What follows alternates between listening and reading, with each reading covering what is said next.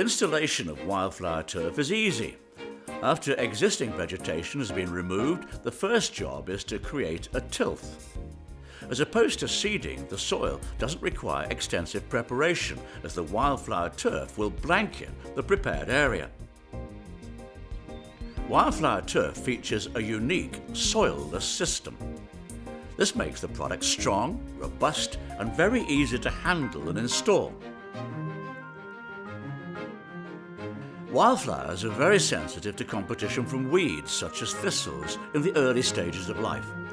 The soilless system pioneered by Wildflower Turf Limited creates a natural weed-suppressing blanket, eliminating the competition from weeds and giving the established and advanced wildflowers in the turf perfect conditions to thrive.